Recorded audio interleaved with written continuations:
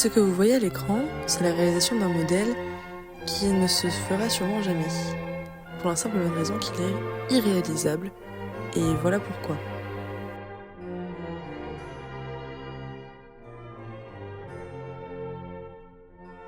Yannis Xenakis est un compositeur, architecte et ingénieur d'origine grecque naturalisé français, né le 29 mai 1922 à Braia, en Roumanie.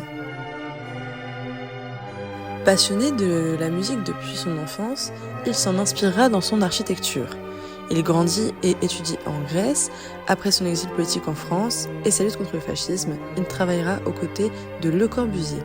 Son œuvre Métastasis synthétise ses passions pour les maths, la musique et l'architecture dans une œuvre musicale. Elle inspirera la création du pavillon Philips en 1958. En parallèle de sa carrière d'architecte, il est aussi reconnu comme musicien pour avoir révolutionné la musique contemporaine, notamment en étant le premier à composer sur ordinateur. Le modèle de ville cosmique de Xenakis s'illustre tout d'abord dans une dimension spatiale verticale très importante, avec des villes pouvant atteindre des altitudes de plusieurs milliers de mètres. En effet, il nous présente sa tour idéale avec une altitude de 5000 mètres de hauteur.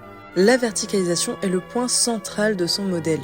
Dans ces grandes tours, il pourrait donc accueillir un maximum de personnes pour une occupation du sol minime, soit environ 2500 personnes à 3000 habitants par hectare. L'objectif ici de son modèle est d'empiler les populations et les lieux d'intérêt afin d'aérer l'occupation du sol. Une ville d'une telle altitude induirait de nombreuses complications.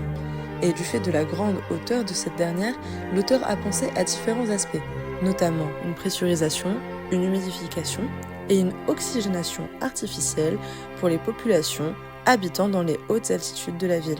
Concernant les déplacements, Xenakis est assez clair. Il souhaite dans un premier temps supprimer tous les moyens de locomotion individuels sur les routes pour pouvoir les remplacer par des transports communs, principalement aériens et des rues roulantes. Là encore, on se retrouve dans une stratégie d'optimisation de l'espace. En dehors de l'aspect architectural de sa ville, Xenakis pense aussi à l'aspect social. Il y souhaiterait un brassage socio-culturel et une mixité des habitants.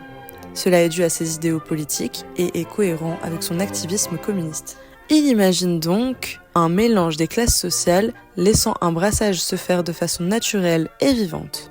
Cela aurait pour effet de réduire les inégalités entre les classes sociales en mettant par exemple les jeunes, la classe ouvrière, les personnes âgées et les politiciens tels qu'un ministre au même niveau avec les mêmes avantages. Xenakis pense également à l'innovation et au progrès technique pour réunir tous les centres économiques, sociaux et de recherche au même endroit.